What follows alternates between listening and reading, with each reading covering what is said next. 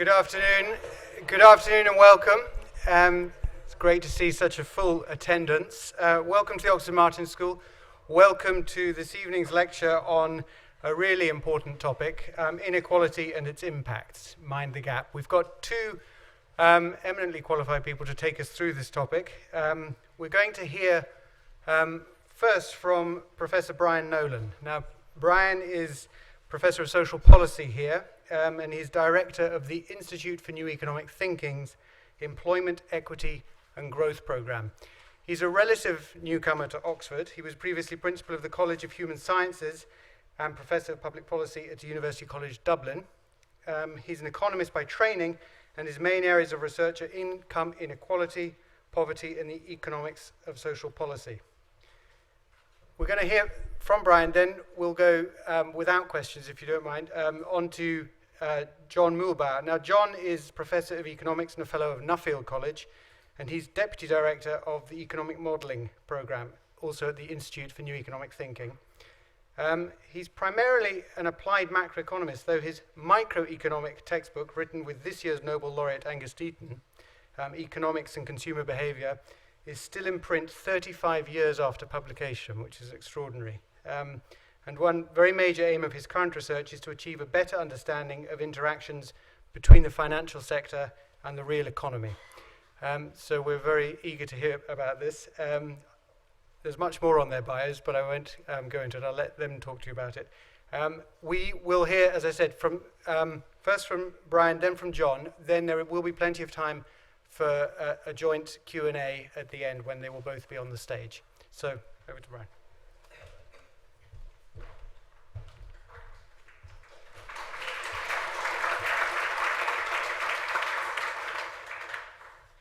I think the applause, if merited, will come at the end, but I appreciate the gesture, and also very much appreciate you coming out on a rather dull and depressing day to engage with a topic that in some sense is dull and depressing, but is certainly one of the most fundamental and central facets of developments in the rich countries. And I'm going to be confining what I say, and indeed John will be focusing specifically on the UK. What I'm going to be talking about is the rich countries of, let's say, the OECD for short, and what's been happening in terms of inequality over the last 3 decades, well up to and through the crisis, and what are we to understand about what's driving these trends, and as in terms of the title, in terms of their impacts,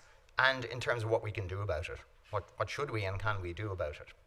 So in terms of impacts, I'm going to be focusing both on what has been very widely discussed in terms of the potential impact on a whole range of social outcomes, but also the economic impacts and how increasing inequality may feed back into lower economic growth or lower prosperity, improving living standards for average or ordinary households. So, as you'll well know, the context in which we're talking about this is that there has been a recognition for some years now, well before the crisis, that we were looking at significant increases in income inequality in a range of rich countries. And the narrative, if you like, the overarching narrative about what's been happening in these terms is that there's been a widespread, sustained, consistent increase in income inequality across the rich countries, driven by, if you like, inexorable market forces to do with a combination of technological change and globalization, that this has impacted negatively on, or will impact negatively, on a wide range of social outcomes, things that we care about, such as family, crime, health inequalities, and so on. And more recently, before the crisis, but certainly exacerbated by the crisis, the very real concern that this is also undermining growth and prosperity, and indeed that we're on a negative loop, if you like, where we see increasing inequality, driving down growth, driving down ordinary living standards and incomes, and that cycle then continues. And fundamentally, that this is driven by factors outside our control that we can't do much about. So I want to nuance each of these aspects of the common grand narrative that is now becoming familiar or is very widely referred to. And these are issues that I've engaged in investigating with colleagues in the Institute for New Economic Thinking in the research program that Julian mentioned on employment, equity and growth. And indeed, I see members of the team here, and all your interesting questions will be passed on to them if they're tough. Let me just start with some trends. So the most common single summary indicator of levels and trends in income inequality is a measure called the Gini coefficient, which essentially summarizes the gaps between individuals and households in terms of their income. And I'm alas old enough to remember when watching the Gini coefficient over time was about as interesting as watching paint dry, because it didn't change very much. There were systematic differences across countries, but these tended to persist in a rather static way. Now that's all been very different from sometime in the 1970s or later in some countries. So this is what's happened to inequality as summarized this way in the two countries that we hear most about in this grand narrative, and whose experiences perhaps come closest to fitting with the grand narrative in respects that I'll come back to. So we see that in the USA, there has indeed been, since the late 1970s, in fact since slightly earlier, there's been a very sustained and rather consistent, few bumps, but rather consistent increase in income inequality over time. In the UK, while the overall increase in inequality over the period is as great, or actually a bit greater, measured this way, the pattern is rather different, and importantly different, in that much of the increase was concentrated in a very specific period that, without being ageist about it, some of you will remember very well, and others more towards the back perhaps won't, through the Thatcher era, where inequality rocketed and has been relatively stable, measured this way, since then. Now, that's two countries we hear a lot about. Is that representative of the common experience? Well, I suppose the answer, as so often, is up to a point. If you look at the Nordic countries that traditionally have low levels of income inequality, it's striking that these have also seen sharp increases in income inequality over particular sub-periods over the last 30 years. And this has left them with levels of income inequality that are still rather lower than the UK or the USA, or the other countries that get lumped together as English-speaking, which is a label that I'm, as an Irishman, happier with than Anglo-Saxon. So the English-speaking countries still have higher levels of income inequality, but the gap has narrowed because the scale of the increase in inequality in the Nordic countries has been rather striking. So is this true everywhere? Well, it's not true everywhere. It is the more common pattern, but it's not true everywhere, as you can see if you look at what get labeled together as continental European welfare states, where Germany has seen in recent years sharply rising income inequality, but France, for example, has not. The key takeaway is that there are clearly forces common to the rich countries that in and of themselves are driving up income inequality in terms of what happens to income from the market. And I'll come back to what those forces are and how much difference the level of state intervention through taxes and benefits makes. But the takeaway is that there are clearly forces driving up inequality, tending to lead to an increase in inequality, but the actual scale of the increase and the patterning of that increase in terms of when it's happened, how concentrated it has been in very particular subperiods, as opposed to consistently over the whole period, that's very different across different countries. And that suggests in and of itself that this isn't just a wave that sweeps across the rich countries, that how you respond in a variety of different ways that I'll come to can make a significant difference to what we see when it comes to income inequality. Now, that's all in terms of an overall measure of inequality capturing differences between individuals and households across the income distribution. But of course, what we've seen so much about in recent years and gets put on placards is about what's happening at the very top of the distribution, the 1% or the 0.1%. Now, it's important to say for first that much of this will be missed by the sort of overall measure of inequality that I've been talking about so far, because they mostly rely on household surveys where these people at the top of the distribution generally don't feature, and surveys are not very good at capturing what's happening right at the top.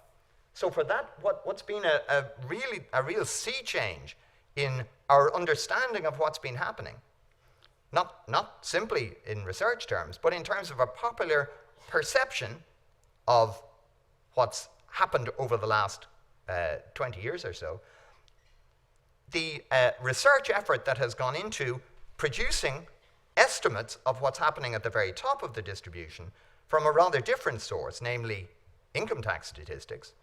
That effort, led by Tony Atkinson here in Oxford, and Thomas Piketty, who wrote that very successful, very thick book on inequality, Capital in the 21st Century, they led a very important and effective research drive to produce series estimates going back a very long way, as you can see from this graph, of what share of total income goes to those at the very top.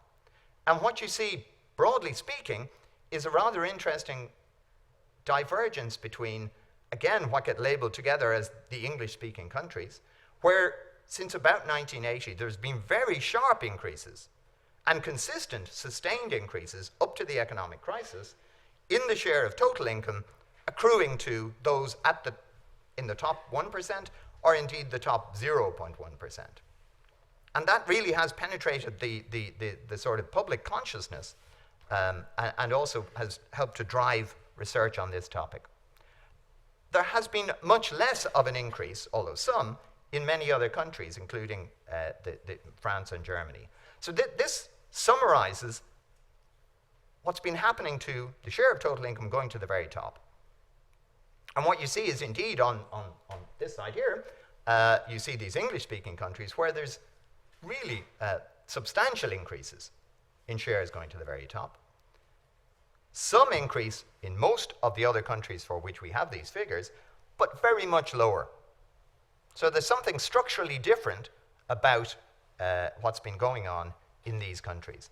And again, that reinforces what I would like to sort of emphasize as a key theme and takeaway, is that much of the debate about trends in inequality and their impacts is very heavily influenced by what is happening and what is seen to be happening or understood to be happening in the USA.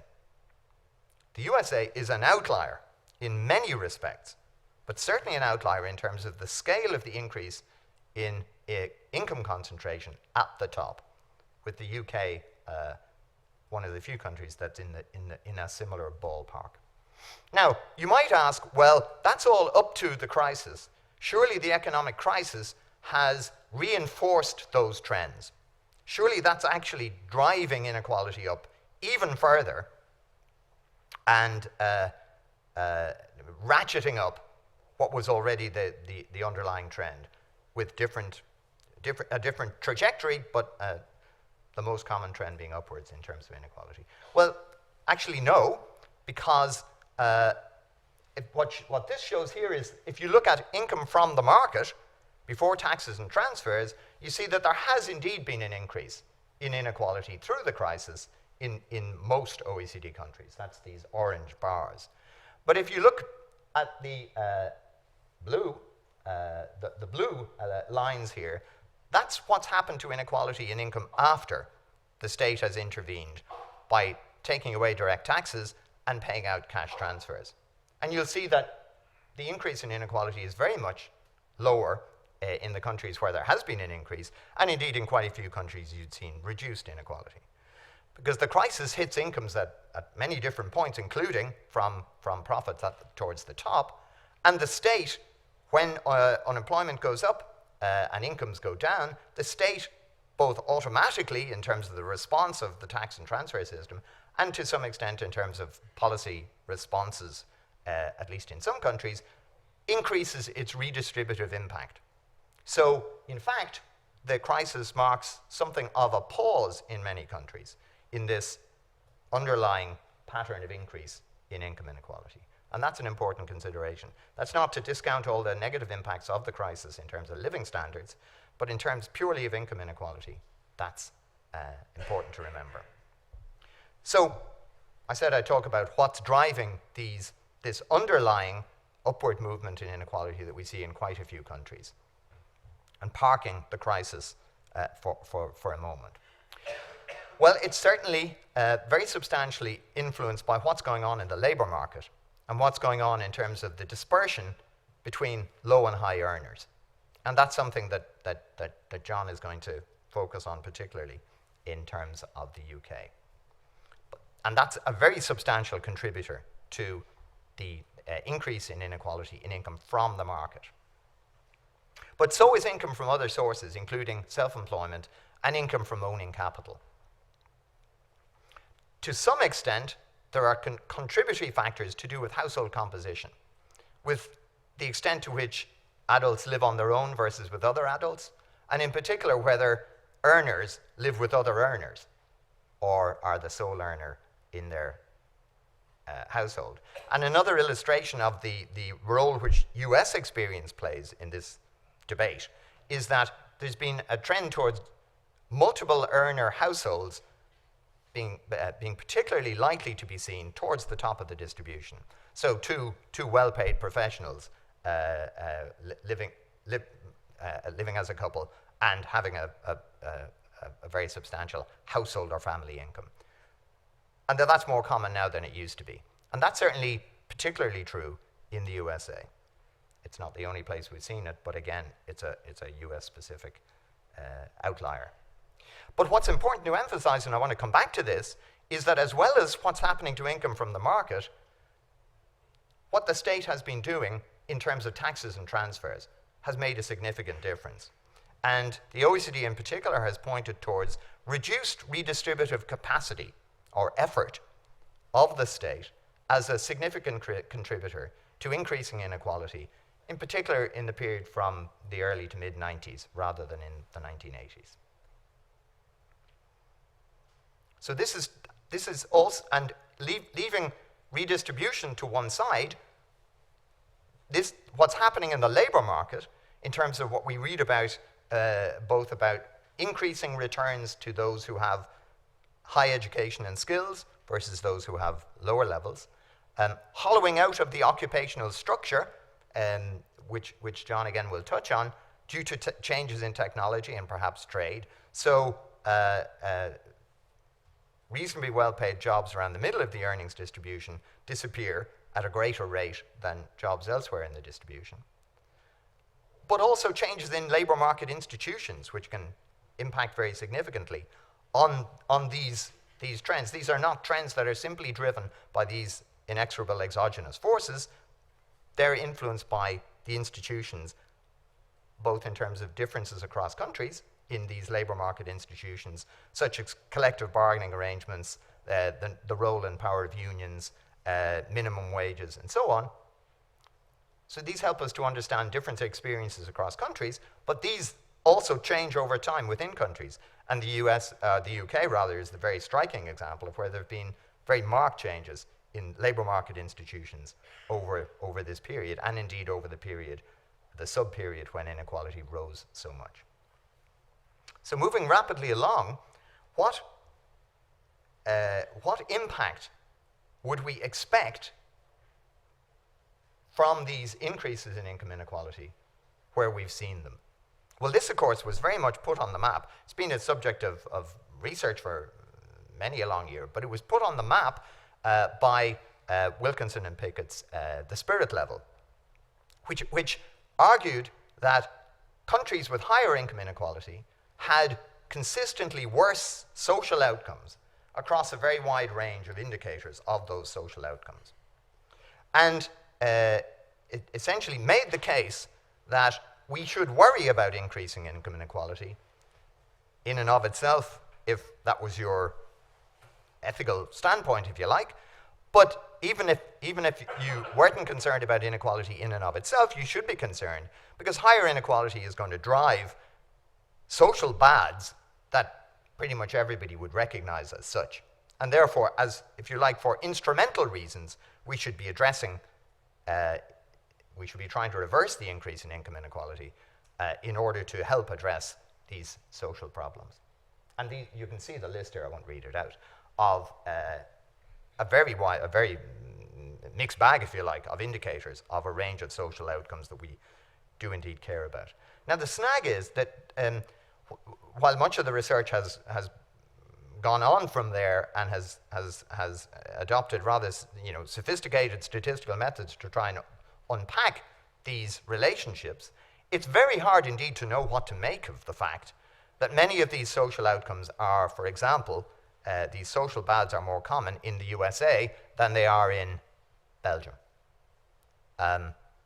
Is that because inequality is very substantially higher in the USA, or because they're very different countries in many, many ways that happen to be correlated with income inequality? And just looking down that list, you won't need to be told that the nature of the impact of inequality on those social outcomes would operate through very different channels, depending on whether you're talking about, for example, crime or health, and would operate over very different time periods. The impact on health, for example, might take 30 years to manifest itself. One might expect, perhaps, that the impact on crime would be more immediate, but it's hard to actually say how rapidly would you expect such an impact if you believed that one was going to come through. Now, it's interesting that if you do the relatively simple exercise of tracking inequality over time within countries and the evolution of social bads like these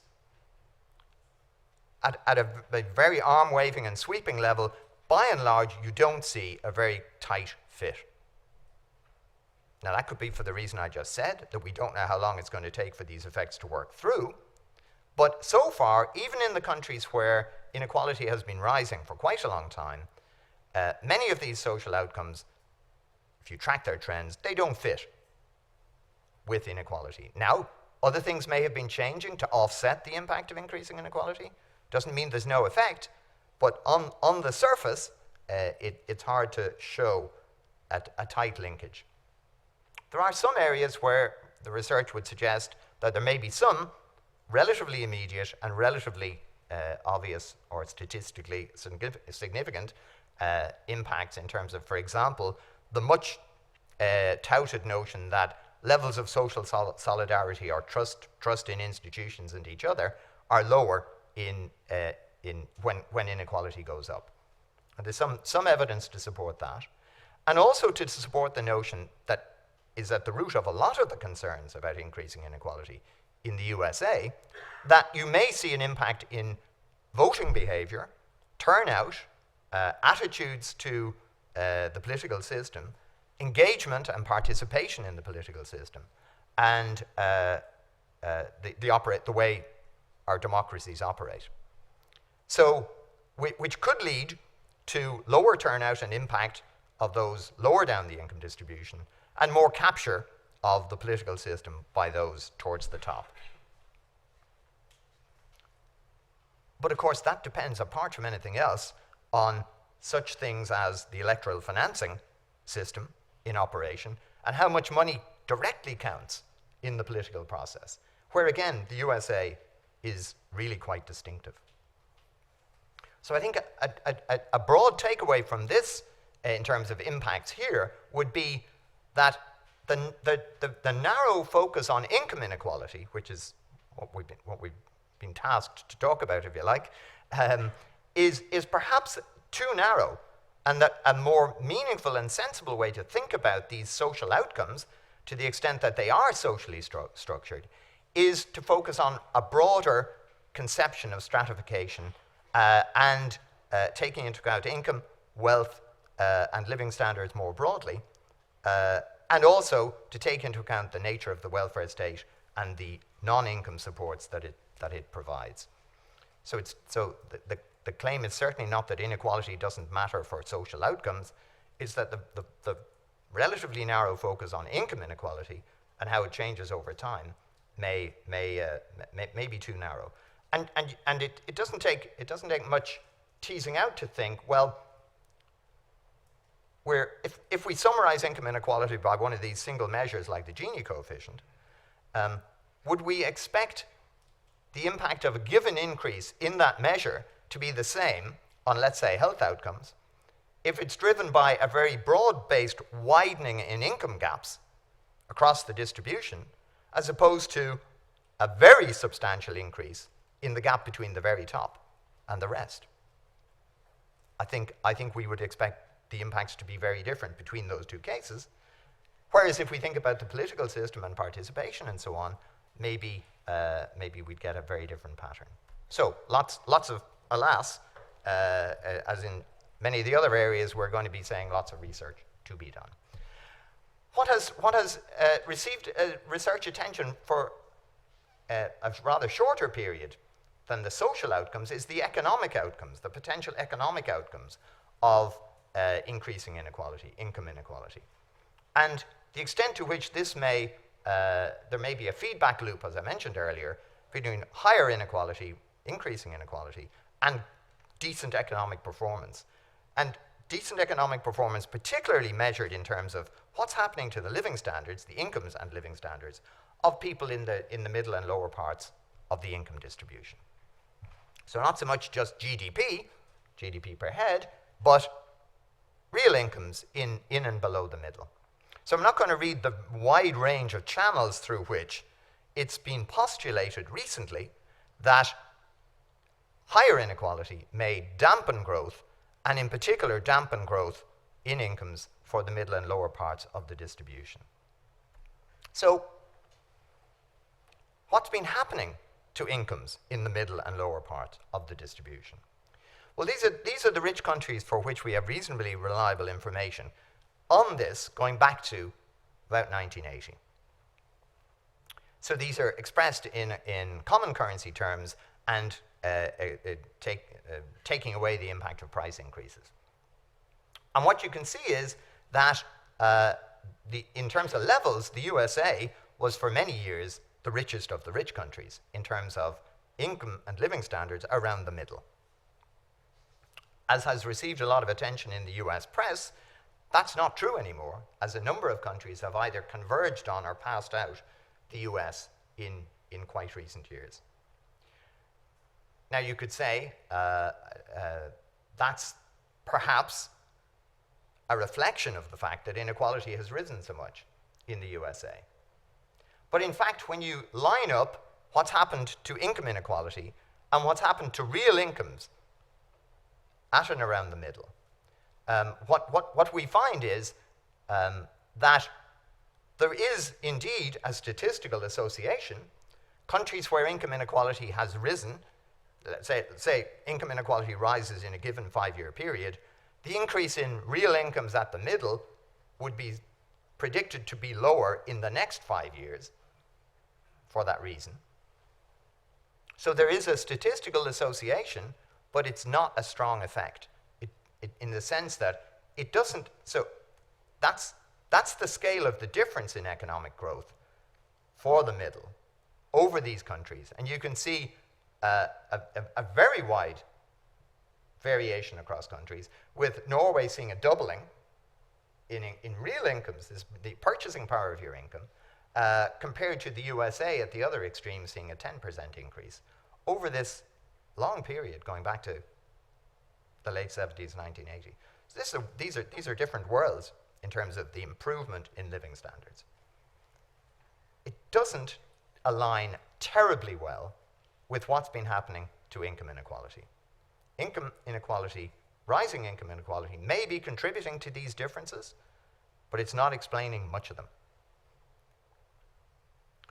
And it's important to say, as I wrap up, that there is no consistent pattern in terms of the scale of real income growth for middle and lower income households in terms of particular clusters or groups of countries, welfare regimes as they often get characterized, doing better than others.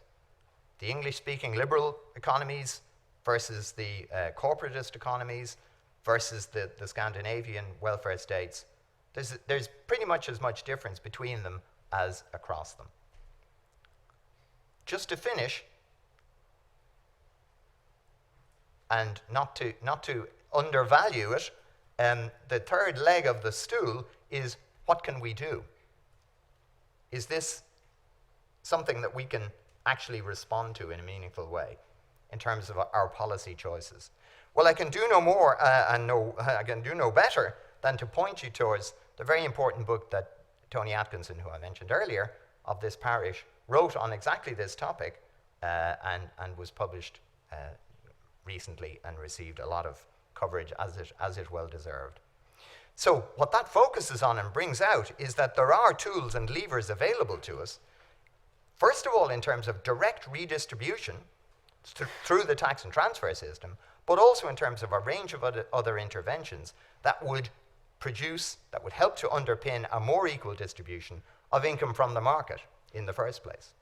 I'm going to let you speed read what's here as I finish, but the fundamentally important message is that this is not that there are policy levers and policy choices, and that the policy choices that have been made to date have made a difference to experiences in different countries, and there is ample scope for both using existing levers and being imaginative about levers that have not yet fully developed. So on that note, I will pass over to John to focus on what's been happening in the UK's labour market.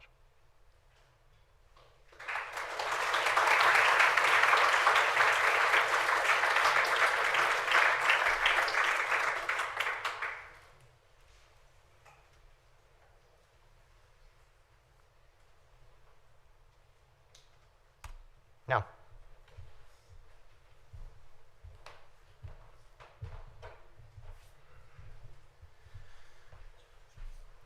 thank you very much. Well, it is a very full house. Amazing. Right, I'm going to talk about two themes. Theme one, inequality between workers, following up on Brian's great talk. I mean, Brian really set the scene wonderfully well. Inequality between workers, the hollowing out aspect of what's been happening in the labour market. Part of some ongoing work that we're doing that's going to go quite a lot beyond that, but it's a very important start. A very important start of that work. And the second theme is inequality between generations. Now, the people born since Mrs. Thatcher's election in 1979, I've called the lost generation.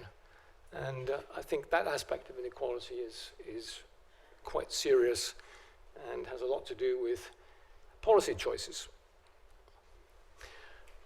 Okay, let me talk about occupational polarization. Now, I'm going to refer to some previous research. Goose and Manning. Alan Manning was one of my first students at Nuffield College when I first arrived. Goose and Manning rank jobs by median earnings. So they take the 1979 distribution of jobs. I mean, think of occupations of something like 750 occupations, rank them by median wage, So the lowest on the left, the highest on the right. And then look at what happens to employment for those deciles. So 10 groups ranked in deciles, and then you look at what's happened to their share of total employment since 1979, and they go up to 1999. And you can see that the top 2 groups have gained a great deal in share of employment. The bottom group has gained as well a share of employment, but in the middle there's been a big loss of employment. So this is the hollowing out of the occupational structure.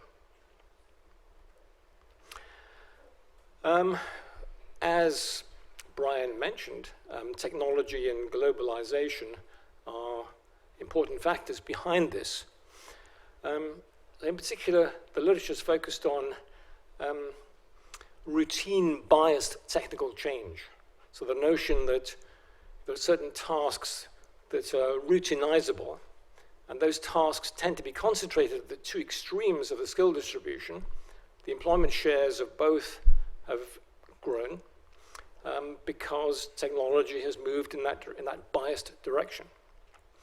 So in terms of literature, Goose and Manning on the UK, Goose, Manning, and third co-author on a range of European countries, and more recently, their work on offshoring. So that's an aspect of globalization, where, for example, US jobs are offshored to China or to Vietnam, where labor is cheaper. So part of the increased integration of the global economy in terms of trade leads to that kind of impact on labor markets. Now, not everyone shares the view that it's all technology or globalization.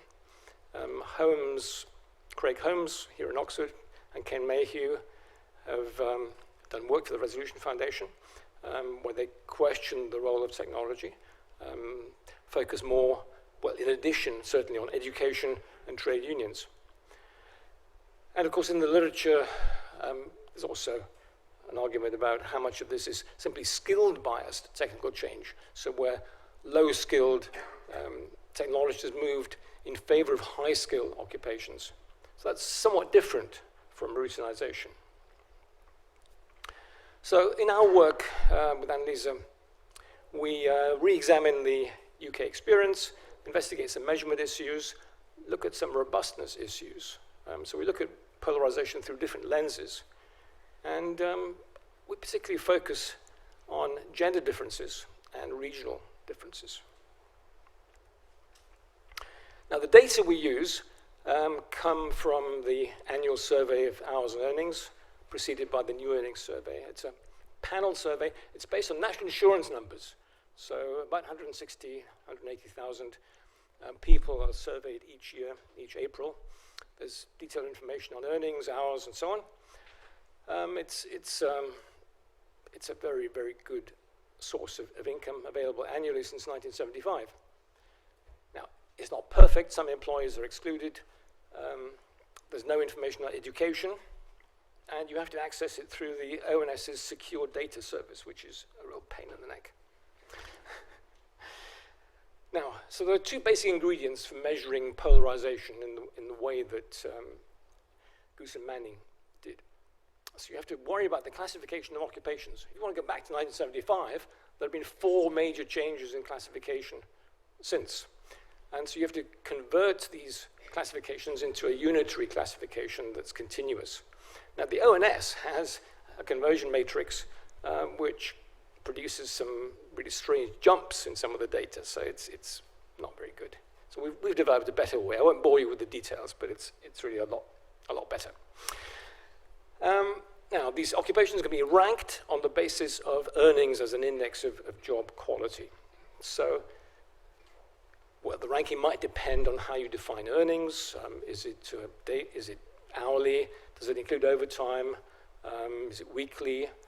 How do you measure employment? Is it in terms of total hours times workers, or is it just a body count? But I think the more interesting robustness issues is the role of the base year. So Goose and Manning took 1979 as the base year to rank occupations. Now, if you chose different years, does the picture change? That's really quite interesting. And we find, just to anticipate, that there seems to have been really serious re-ranking, certainly at the bottom of the distribution after 2000. And wonder why that might be. Could it be an aspect of globalizations, China's entry into the World Trade Organization, and the extension of labor markets in Europe through the entry of Poland and other countries, and then Romania? So let me show you some pictures. So what we've done here is that the top picture, the data arranged by deciles, and you can see the hollowing out phenomenon is there. So the top decile has gained, the second from the top has gained a little bit, the bottom decile also has gained in employment share, and in the middle has been this hollowing out. So that's based on the 1975 ranking of jobs by job quality. Now, in contrast, the lower graph shows the 2010 ranking. So we take 2010 relative median wage, rank occupations from the lowest to the highest, and you can see that really there are some quite dramatic differences. So the hollowing out at the bottom is less extreme, and at the top, the increase in share extends all the way down, so the 8th, 9th, and 10th decile. And so really a major difference between the 7th and the 8th decile on the upper graph and on the lower graph. So it matters really quite a lot. So there's also been a lot of re-ranking of the gradient of what's a good job and what's a bad job over the years. And that's something that needs to be explored. Now for women, the story is really very different. For women, at the top, there's a similar pattern. But in the middle, it's more similar. But the biggest difference between men and women is that there are gains throughout the distribution. So there have been gains in the middle of the distribution as well as in the top decile and the bottom deciles. So while the middle of the distribution for men has lost a huge amount of employment, the middle distribution for women has actually gained. So major shift between men and women. Now, of course, we know that female labor force participation has increased a great deal. Discrimination against women is not as strong as it was. Job opportunities for women have increased a great deal over time. So this is a really important part of the whole story. Now, this graph shows the female picture on a slightly different scale. This is in proportional changes. So what this is saying, if you look at the top decile, that 8 means 800%. So the number of women, the share of women in the top decile has increased by 800% over this period. So there's been a vast movement of the distribution of job opportunities in favor of women. Just a clarification question: are these deciles chosen for everybody, or these are women deciles versus men deciles? These are, on this graph, it's women deciles. On the previous graphs, it was for everybody. So the share of total employment. Now, the north-south issue in the UK is quite an interesting one. The north, of course, was the part of the country where manufacturing industry tended to be located, and we know that the old industrial sectors were the ones that declined the most. So for women, comparing north and south shows not very much difference. So the general pattern here, south at the top, north at the bottom, regions other than Greater South at the bottom. The overall shape is fairly similar. But for men, you can see that the hollowing out, down here, the hollowing out was a lot greater in the north than it was in the south. And similarly, the gains at the top of the distribution in the south have been a lot greater than in the south than in the north. So to summarize some of these points, the rankings have changed a lot over time. So the year according to which you rank good jobs and bad jobs matters. And that's an issue that we need to follow up. There's also less extreme polarization on the 2010 ranking than on the 1975 ranking. So polarization, second point, is gender specific. And there are spectacular differences by gender in terms of which you see in proportional changes. There's some things that I haven't shown you in detail, but we've looked at age and cohort effects, and it's interesting that the 1960 to 69 cohort for men was particularly badly affected. North-south differences, I've mentioned. The next step in our research is to link this to the sector of employment to see to what degree you can explain all this just in terms of the shifts in the industrial structure.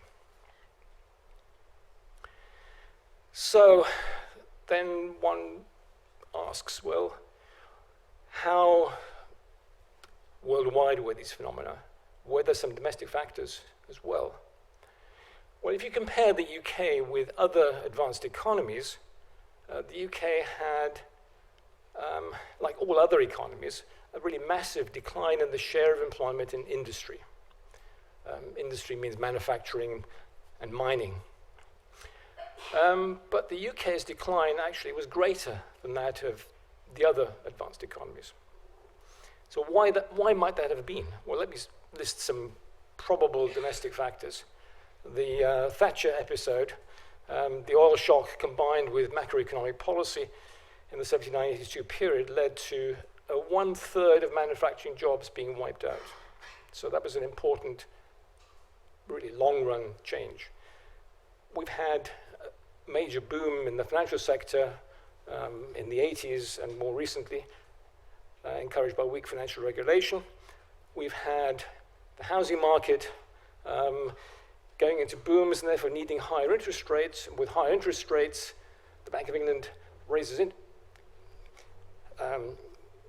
with higher house prices, the Bank of England uses interest rates to regulate the economy, and that forces up the exchange rate, and of course that's tough for the industrial sector.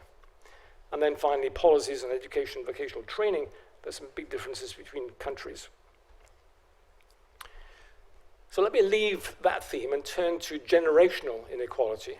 But there are some interesting parallels, actually.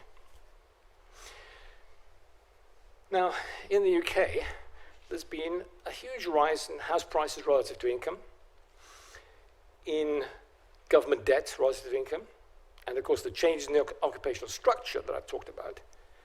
And these three things all imply really a very large redistribution to the disadvantage of the post-79 generation, particularly those with less educational or family capital. I'm going to show you some pictures that suggest that international comparisons implied this was not inevitable. So this had to do with policies that were pursued by the governments in power. So in particular, they could have released more housing land, and they could have reformed property taxes on the demand side. The UK has, for the wealthy, the UK has the lowest property tax rates in the OECD. So this is some international comparisons. So this UK housing affordability compared with three countries, the US, Germany, and Sweden.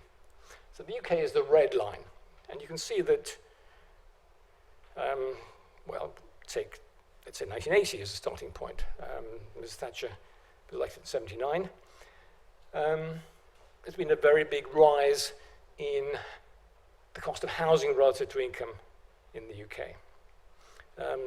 In the US, there's actually been a decline, would you believe, in house prices relative to average income.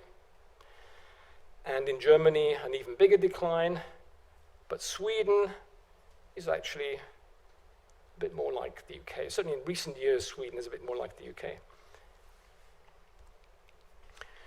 So the UK actually holds the record in the G7 countries for the biggest rise in the house price to average income ratio from 2070 to 2014, or 1970, or 79 indeed.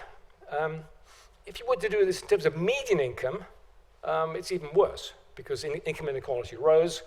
Median incomes didn't increase as much as average incomes. Doing that for the US, you get roughly a flat picture. So in other words, housing affordability for median households in the US has remained pretty flat since 1979. There have been big bumps on the way, but the US does not have this major redistribution away from the people born after 79. So intergenerational inequality in the US, inequality may have been higher, may have increased, but intergenerational inequality in the US, taking the country as a whole, has not increased in the way, due to this factor, in the way that it has in the UK. And by the way, in these comparisons, population density is more or less irrelevant. The US and Sweden are both low-density countries. UK and Germany, with radically different experiences, are high population density countries. So what are some of the consequences of these phenomena? Well, home ownership for the young is in radical decline. House prices, in terms of cross-sectional distribution, reflect access to good schools, to transport, to clean environment. So this generates privileged opportunities for the children of the wealthy. Behind this, of course, are these fundamental problems of supply and demand, but they pose very tricky political economy questions. Pretty obvious that these are fundamental questions that the British electorate will be struggling with for many years. The macro consequences are negative. Very clearly, there's a higher stability risk from having house prices so high relative to income, therefore consumer debt high relative to income. You have lower growth for multiple reasons, lower productivity growth, less economic flexibility from this restriction on the housing market, and increased sectoral imbalances. So these, I would say, are the bipartisan housing policy achievements since 1997. 97 is chosen for a good reason. There's been, and the picture shows why 97 is pretty much the bottom of the red line. Since 97, there's been this really vast rise in house prices relative to income. And we know who was elected in 97. So during this period, there was a redistribution of wealth to the older haves. The financial crisis was worse than it needed to have been, and the vulnerability, in my view, continues. There was a possessions and arrears crisis, which was much less serious than in the US, but it was averted by the most dramatic monetary and fiscal interventions in UK history. I've mentioned falling owner occupation, the lowest fraction of first-time buyers under 30 since records began, the lowest recent house building level since the 1920s. So I think a lack of joined-up thinking on macroprudential, monetary policy, fiscal policy, and structural reform lies behind all that. Just to give you a feeling for where some of these policy interventions could come in. I mean, these are the key drivers of what happened in the housing market. And the blue line, so the red line is the house price to income, is the real house price index. The blue line is the contribution of housing supply relative to income. So in the UK, the blue line has risen a great deal, which means that the stock of housing has not kept pace with the increase in population and the increase in average income. In Germany, the equivalent of that blue line would be downward sloping virtually all the way. So supply is really a key to all this, and then a whole bunch of other things. So my last slide is to make the point that we have something to learn from other countries. Just focusing for a moment on the supply side. The lack of the UK supply response, I think, is the key to the problem. It has to do with planning, with incentives, and with social housing. We used to construct a great deal of social housing. After Mr. Thatcher came to power, that shrank to almost nothing. Now, South Korea is an example of effective supply and demand management. The Korean Land Corporation is a national land bank which buys up land in the open market with existing permissions, and then the permissions are ultimately changed, so the planning gain accrues to the nation. Planning gain is the increase in the value of land once it's given permission for building. And that solves two problems, which is, how do we get more land released? And secondly, how can we afford the infrastructure that we need in order to, the schools, the hospitals, the roads, and so on that we need, that goes along with the extra houses being built? Well, you fund the infrastructure from the planning gain, from the increase in the value of the land that comes from planning permission. I think we have a lot to learn. Let me stop there.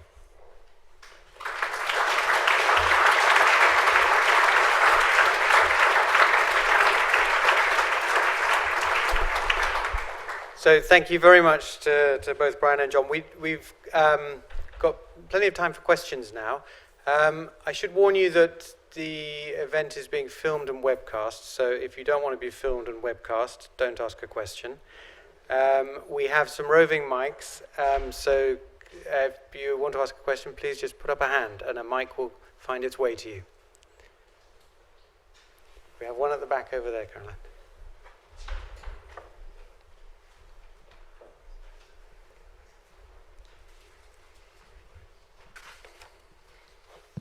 Hello, I'm Sushant. I'm a student of public policy here. Thank you for both the presentations.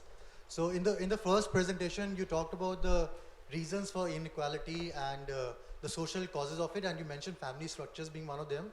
But my question is, have you seen a correlation between family structures, or more specifically fertility rates, as being a driver for increasing inequality or increasing difference in income? For like in countries like India, for example, low-income households tend to have more kids, which may lead to more inequality, and also in cases of self-employed people, it may lead to more income disparity as well. If you have more kids, you have less money to reinvest in your business, like let's say for farmers.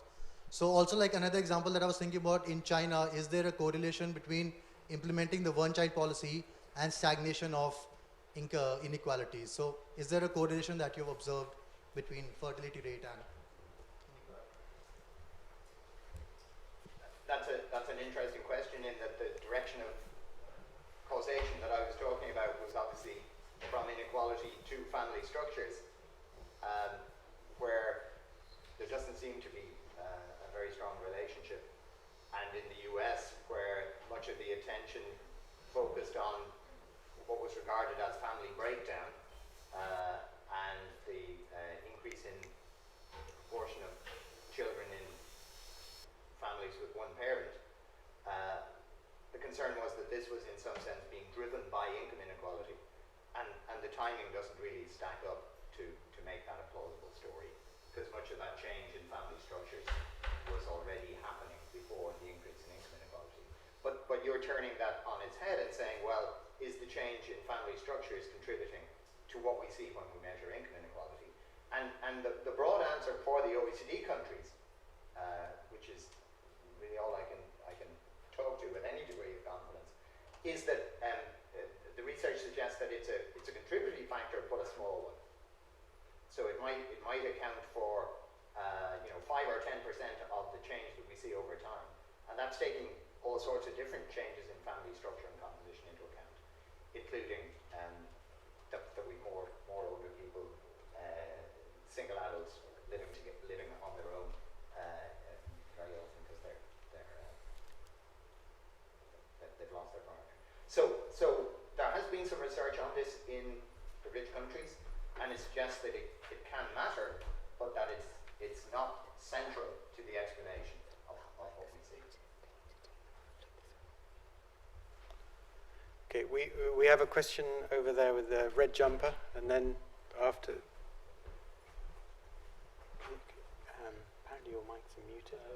I was just wondering, we've spoken a lot about state and policy responses to income inequality, and I was just wondering if there was any role for the voluntary sector and philanthropy, and if so, like what that role might be.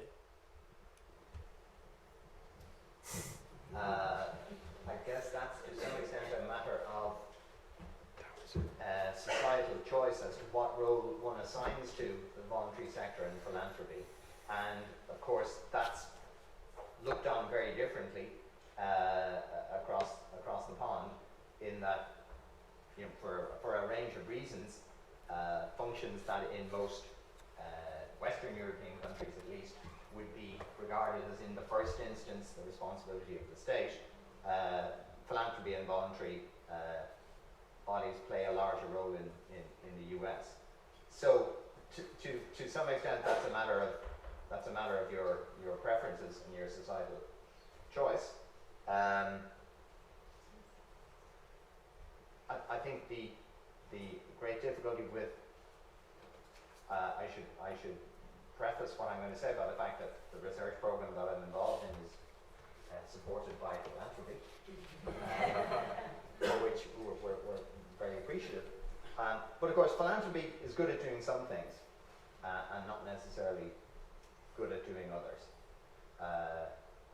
When we see in a developing country context the Gates Foundation having a marked impact in the areas that it's chosen to hone in on,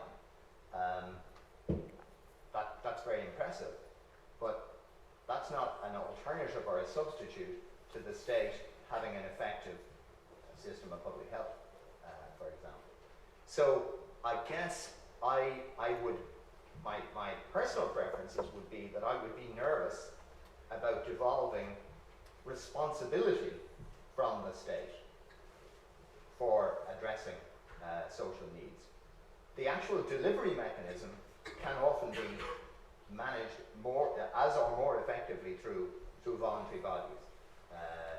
But in terms of the ultimate responsibility for addressing social needs, I'm showing my cultural background. My cultural background would suggest that fundamental and central responsibility rests with society as enshrined in the state. But you pay your money and you take your choice.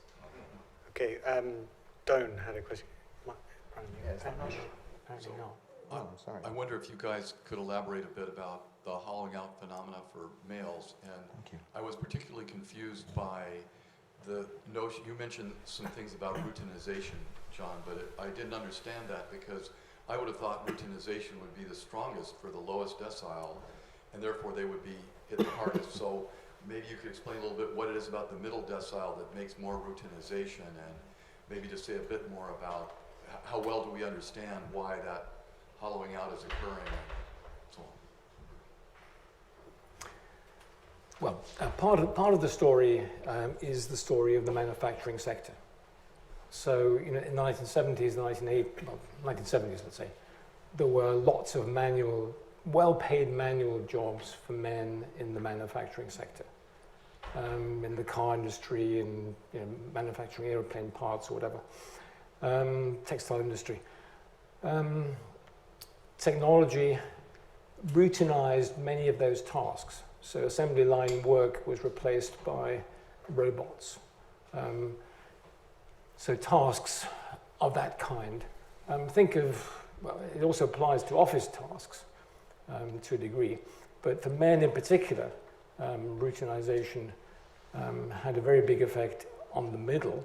There are still many low-paid service sector jobs that men do, but many of those good middle jobs have disappeared.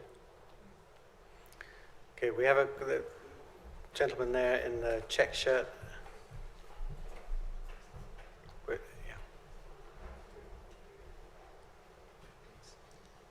To what extent should we care about the top 1% in percentage terms versus the poorest people in absolute terms?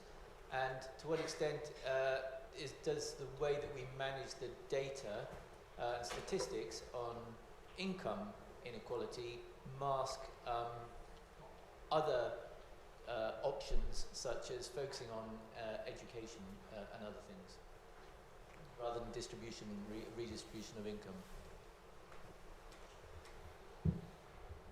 There's a lot in that question, as I'm sure you know.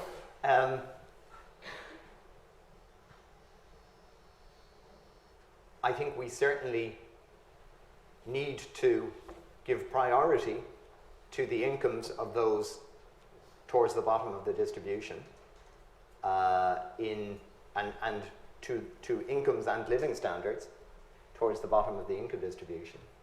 I guess the question that we need to really worry about is what's the relationship between, if any, between the share of income going to the top and the real living standards for those towards the bottom.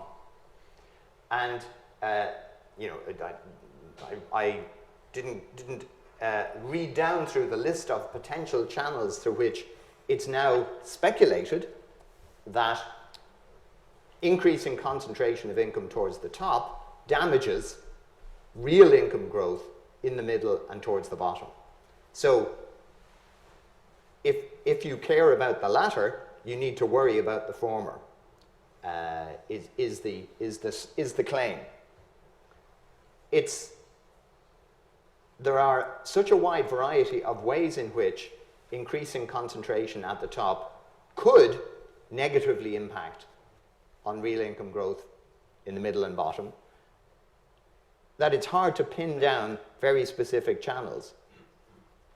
I guess the experience of the US, which again has dominated the discourse but isn't typical, is, and if you listen to, for example, Joe Stiglitz, Nobel Prize winner from some time ago, he essentially talks about what gets labeled as rent seeking, that those at the top can capture a bigger and bigger share of the pie in ways that isn't generating more growth and more to share around, but that it's not economically efficient.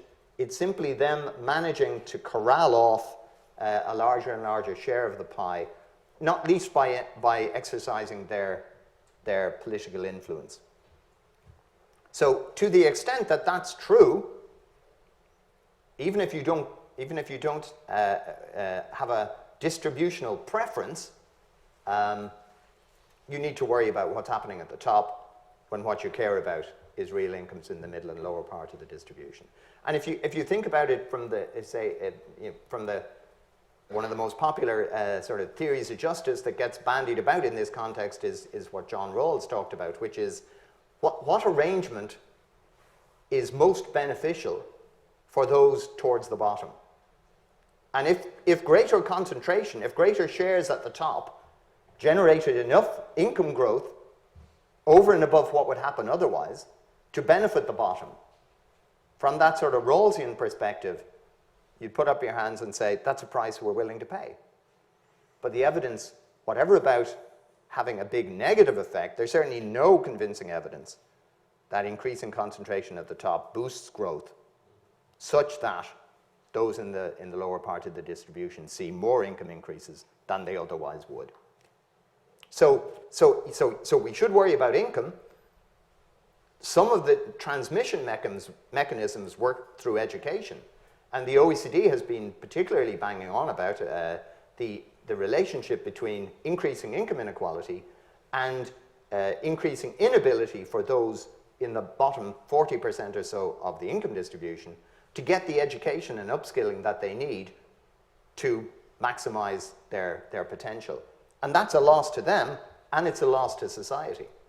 So there's a lot of complex channels of interaction between what happens at the top and what happens elsewhere that we certainly need to worry about and understand much better. Okay, Caroline, this lady at the front has been...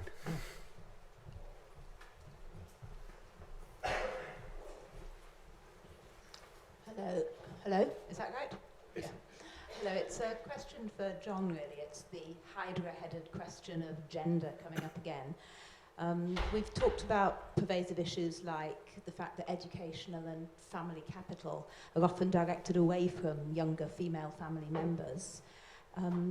You've noted there's a polarization of changes in the distribution of jobs at the top and the bottom, that this is largely gender specific. So I'm wondering, to what extent is this a function of your choice of parameters? Because you say that you take earnings as a proxy of job quality, and we all know there are many jobs of which for people in this area, teaching is an obvious example where job quality and remuneration are simply not correlated.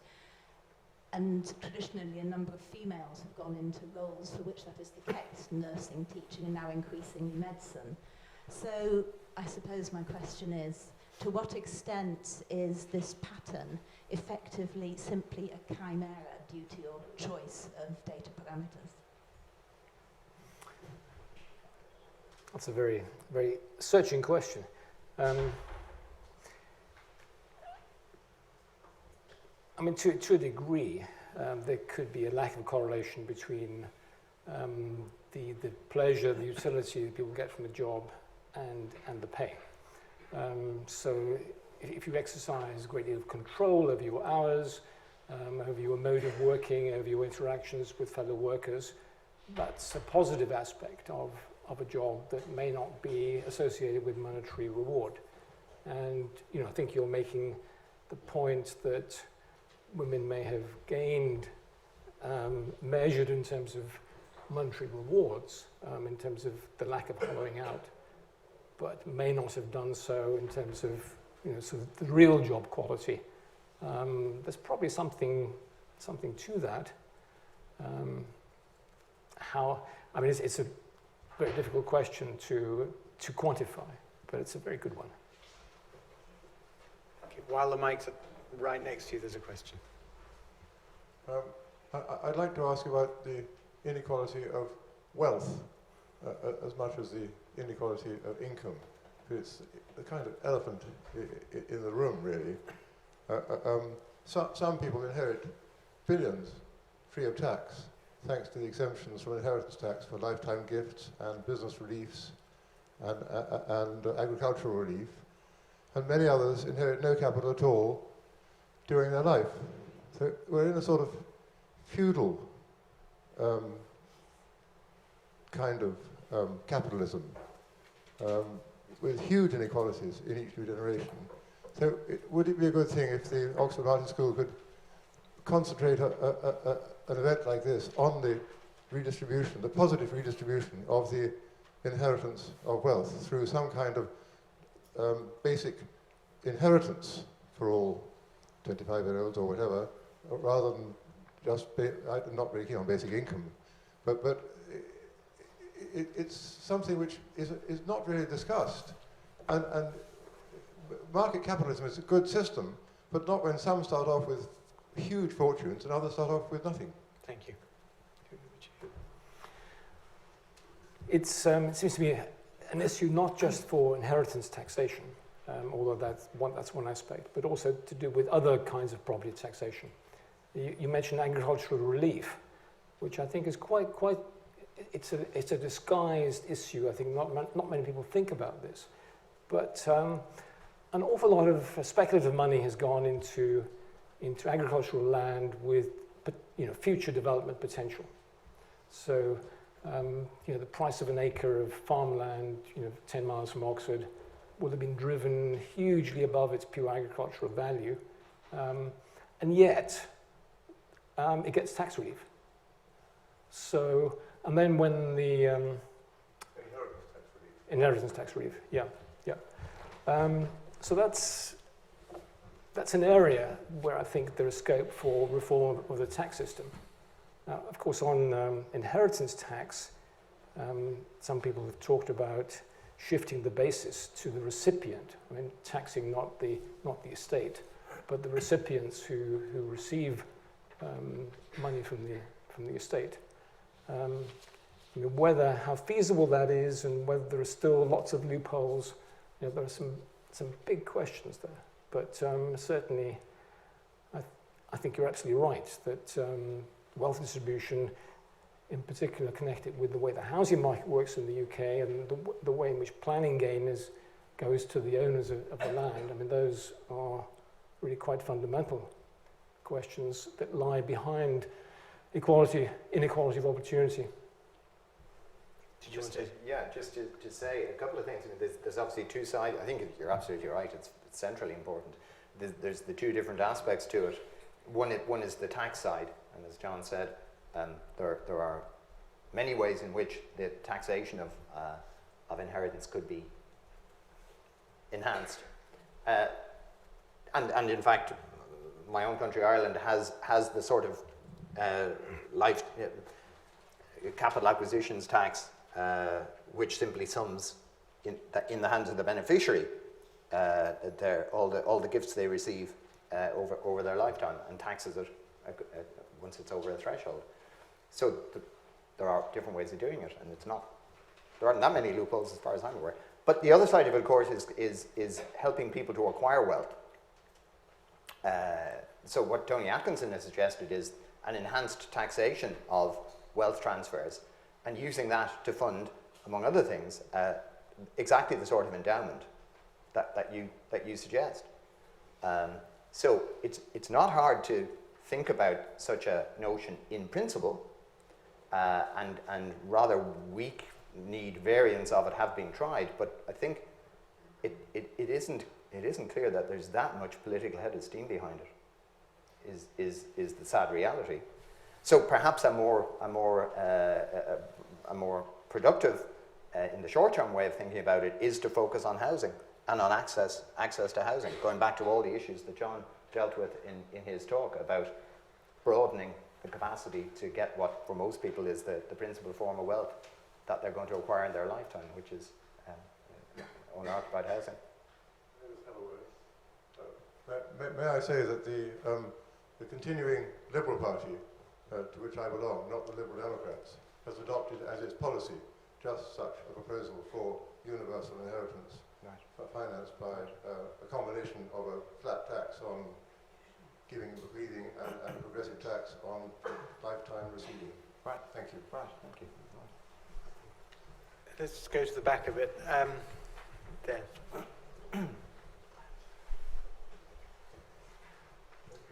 Hi, Henrik Jacobsen, Department of Politics here in Oxford.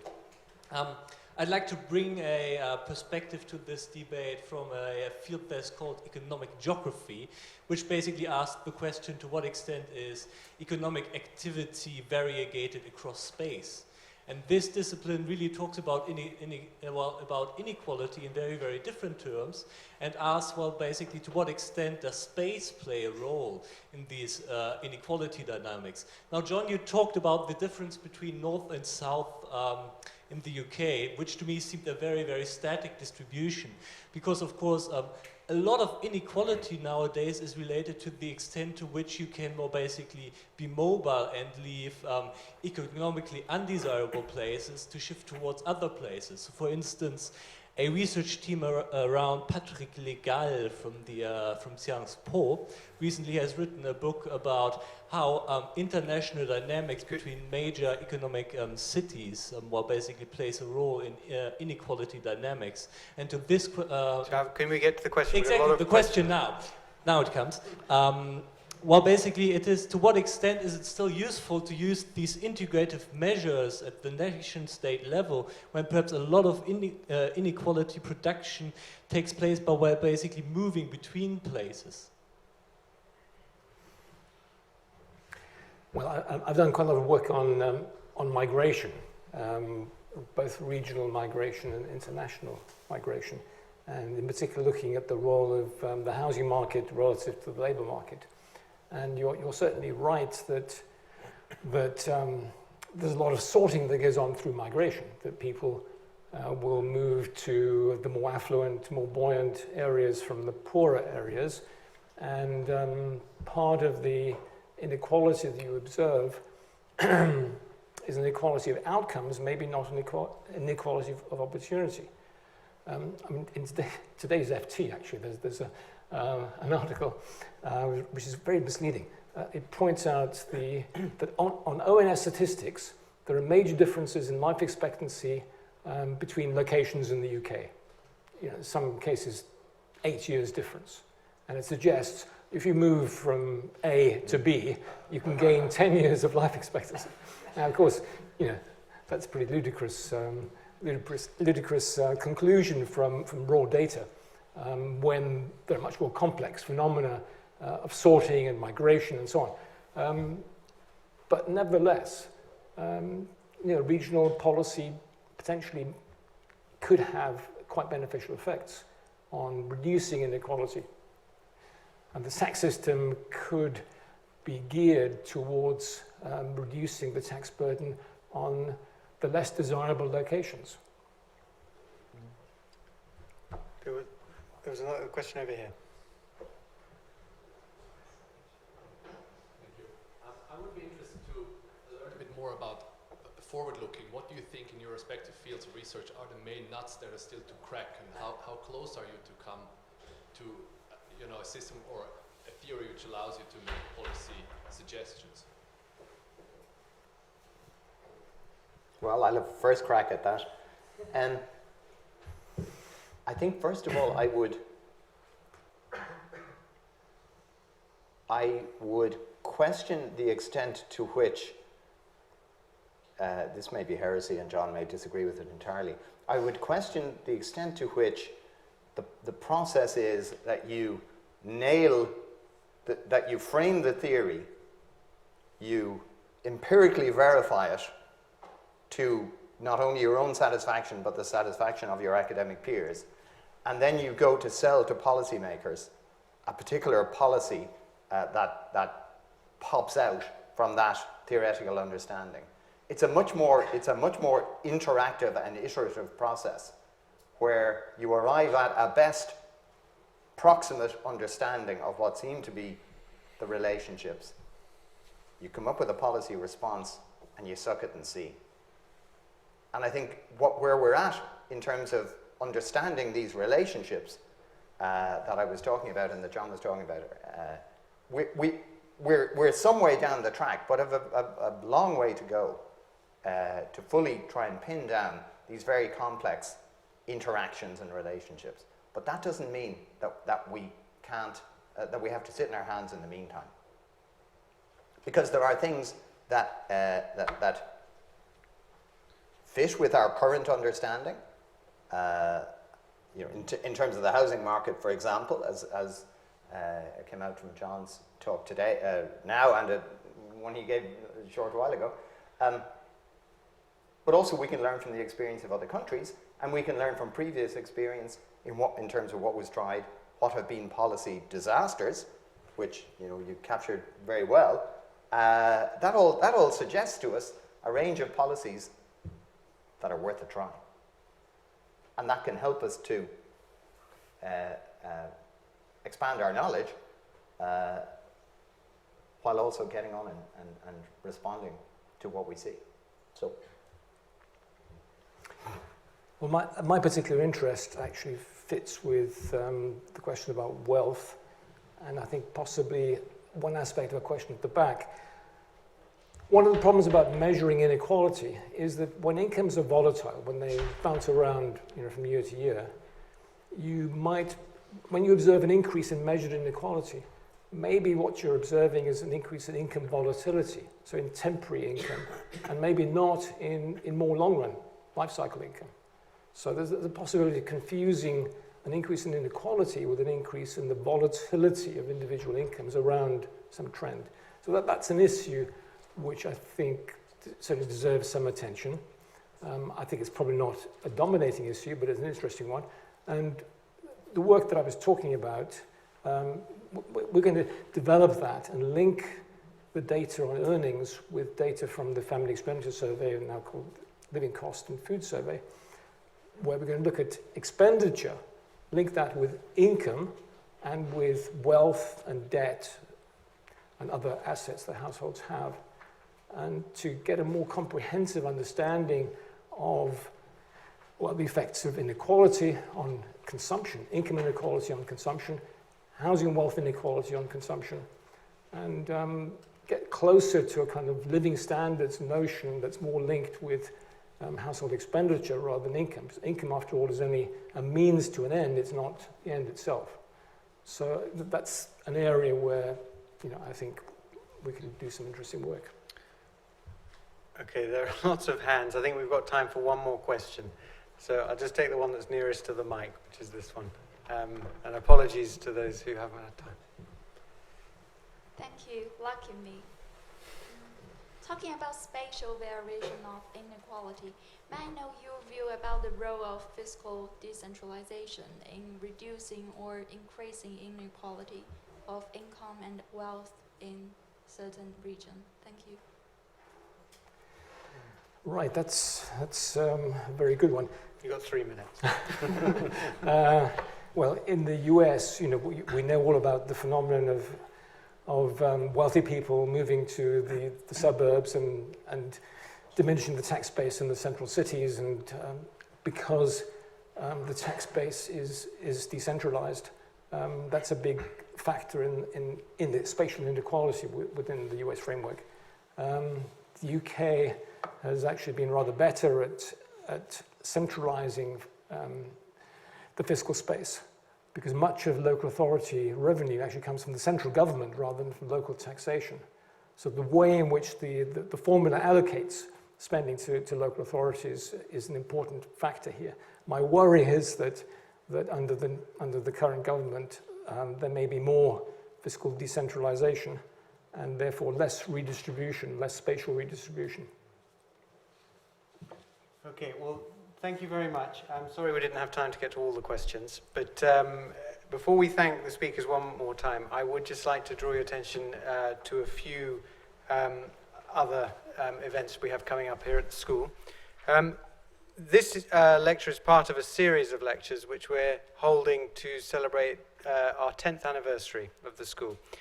We've also produced this report, Ideas into Action. There are some at the back as you go out, but not nearly enough for all of you. So have a look at it on our website if you're interested, because it outlines the huge variety of research that we've undertaken through the school, all on these vital issues that determine the next few decades of the 21st century.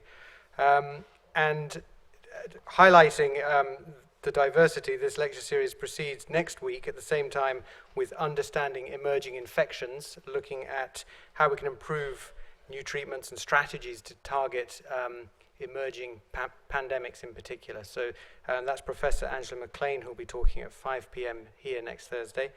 And the following week after that, we have Professor Julian Savulescu on creating the perfect human. And he'll be looking at whether we have the means necessary to do that, and also whether we have actually a moral responsibility to do so. So that'll be a very interesting talk on a completely different topic. Now, outside of that series, next week on Tuesday, again 5 p.m. here, we have the former head of the International Migration Institute, which was also one of the founding institutes of the Oxford Martin School, Professor Hein de Haas, who's coming over now from his new job at the University of Amsterdam to talk to us about behind the headlines, investigating the drivers and impacts of global migration, so obviously very topical. And then the culmination of the 10th year anniversary celebrations for the school is a lecture in the Sheldonian given by Lord Martin Rees, who's the Astronomer Royal, on Will Technology's Dark Side Eclipse Humanity's Bright Future? So if you're interested in that, please do go to our website and register. And then there's one last event that I wanted to draw your attention to, I think for this audience in particular of great interest, which is on the 24th of November, 5 p.m. in this room, we have Lord Adair Turner coming. Now, I'm sure you all know, but he was the Director General of the CBI. He chaired the UK Financial Services Authority from 2008, the year of the crash, for five years. And during that time played a leading role in the redesign of the global banking system as chairman of the International Financial Stability Board's major policy committee. So a man with a huge amount to say on his chosen topic, which is money, credit, and fixing global finance. And that's actually about his new book, which has just come out, called Between Debt and the Devil. It's just published, very much praised. So I do urge you to come along to that at 5 p.m. on the 24th of November. So with those announcements, I'd just like one last round of applause for our speakers. Thank you.